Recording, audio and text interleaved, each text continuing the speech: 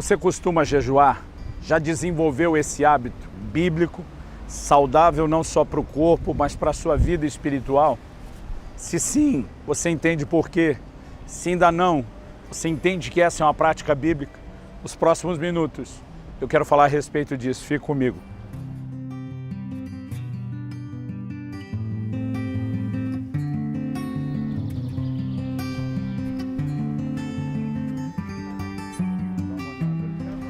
Gente, estou hoje em São Luís do Maranhão. Estou passando para trazer mais uma palavra ao seu coração. Quando olhamos para a palavra de Deus com honestidade, não dá para separar a prática do jejum da vida cristã, embora alguns acabam tentando fazer isso.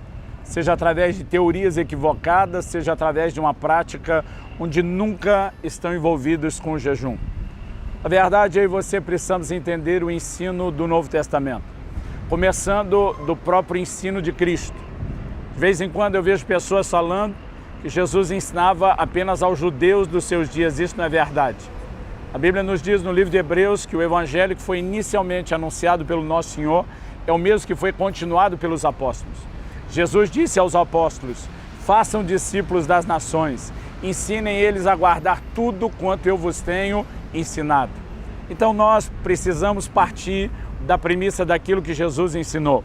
E no Evangelho de Mateus, no capítulo 6, do versículo 16 ao 18, nós lemos o seguinte: quando jejuardes, não vos mostreis contristados como os hipócritas, porque desfiguram o rosto com o fim de parecer aos homens que jejuam. Em verdade vos digo que eles já receberam a recompensa. Tu, porém, quando jejuardes, unge a cabeça, lava o rosto, com o fim de não parecerdes aos homens que jejuas, e sim ao Pai em secreto. E teu Pai, que vem em secreto, te recompensará.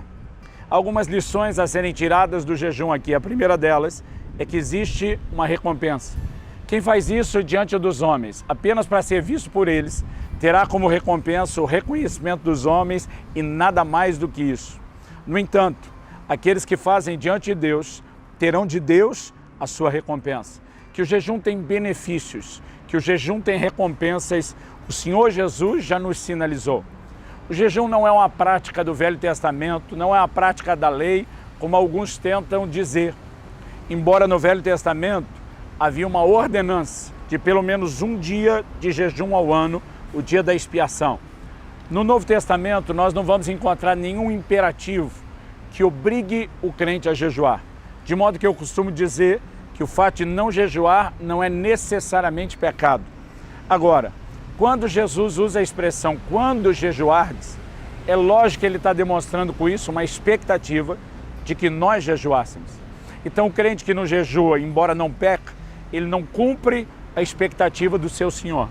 Além de que essa recompensa destinada aos que jejuam nunca será experimentada por ele.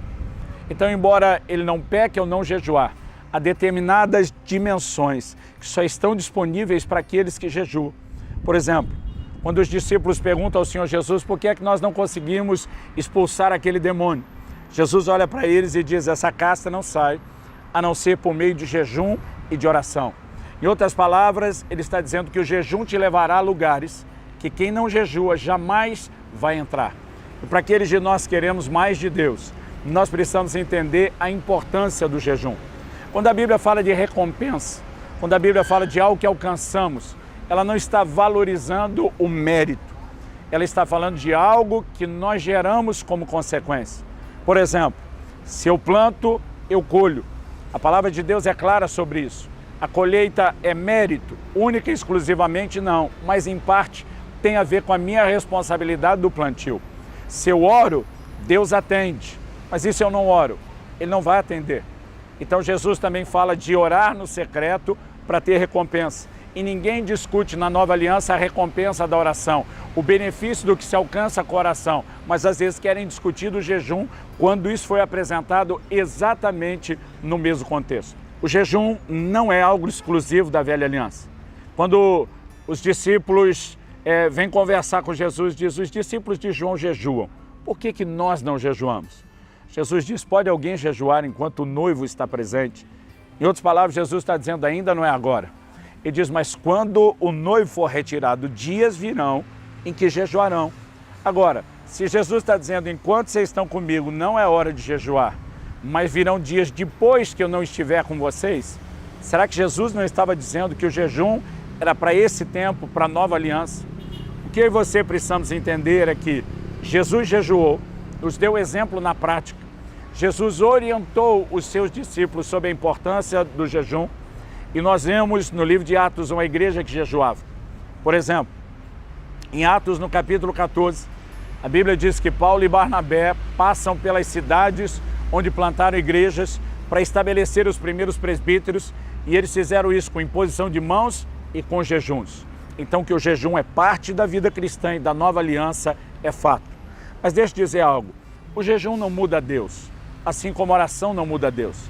Deus é o mesmo antes e depois de você jejuar, como Ele é o mesmo antes e depois de você orar. Isso não vai fazer com que Deus o ame mais, isso não vai melhorar as promessas de Deus em seu favor, mas Ele tem o poder de te conectar melhor com Deus. Aliás, eu gosto de dizer que normalmente os benefícios do jejum, eles não aparecem nem na hora que nós estamos jejuando.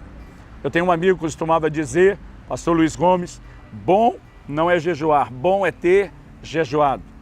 Nós percebemos benefícios que virão depois. Quando eu olho para o comportamento de muitos crentes, eu percebo que o estilo de vida deles mostra que eles não entenderam apenas a questão do jejum, mas outras doutrinas que estão correlacionadas, como por exemplo o princípio da mortificação da carne. Autonegação. Jesus diz, aquele que vem após mim, não nega-se a si mesmo, não toma a sua cruz, não pode ser meu discípulo. O princípio do domínio próprio, da sujeição, da mortificação da carne, todos eles estão embutidos.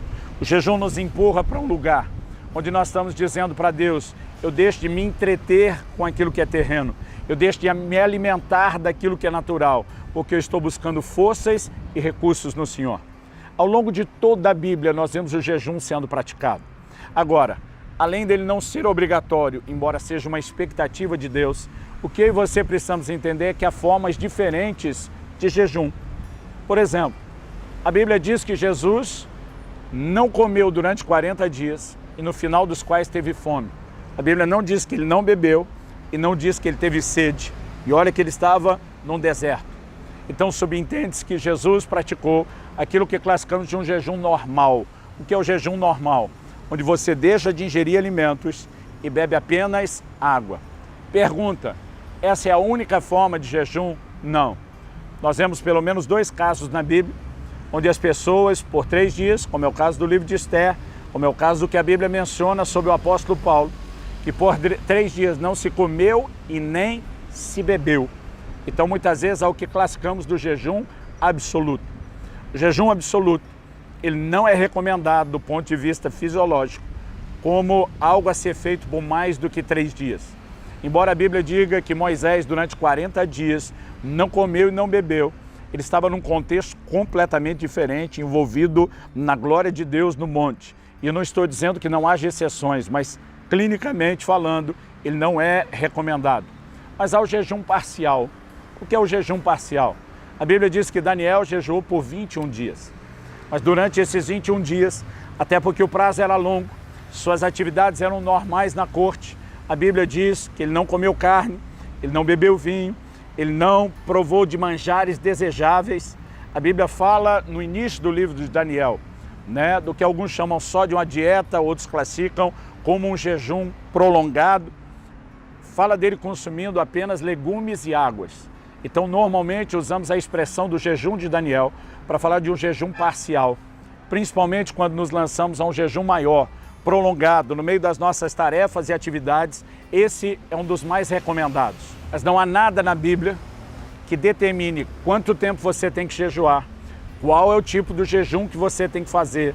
Isso, na verdade, é uma escolha sua. É você que determina o quanto, é você que determina a frequência. Nós vemos que os fariseus, por exemplo, se orgulhavam de jejuar 2 vezes por semana.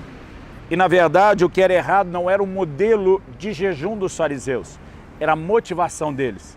Jesus disse que eles faziam isso para se promover, Jesus disse que eles faziam isso para se orgulhar, mas ele está dizendo que nós podemos jejuar com uma motivação diferente da deles.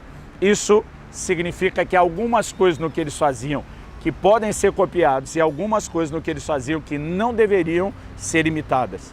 No entanto, a escolha é pessoal, a escolha é de cada um, mas isso não significa que o jejum não deveria ser parte da nossa vida. Eu comecei jejuando pela primeira vez quando era ainda adolescente, aos 15 anos de idade, uma refeição. Ainda pulei a refeição e tomei o refrigerante achando que eu morreria se eu não fizesse algo mais do que isso. Depois descobri que podia jejuar o dia todo. Depois descobri que poderia jejuar mais dias. E ao longo do tempo, eu fui desenvolvendo essa prática de jejuns prolongados à medida que eu sentia a direção de Deus. Cada um deve conhecer o seu corpo, os seus limites, deve procurar entender melhor o assunto quando se trata de jejuns prolongados. Mas jejuns curtos, eles normalmente, a não ser que você tenha uma situação de saúde, onde o médico não recomende, eles normalmente tendem a abençoar não só a sua alma, mas também o seu corpo. Eu quero te encorajar. Se você ainda não tem, comece sua prática de jejum. Se você já começou, entenda, isso não é mérito, mas pode te levar a um lugar que você não chegaria sem o jejum. Que Deus te abençoe, que você possa ver uma verdadeira fome de jejuar, fome por mais dele, fome de estar mais a sós com ele. Que Deus te abençoe.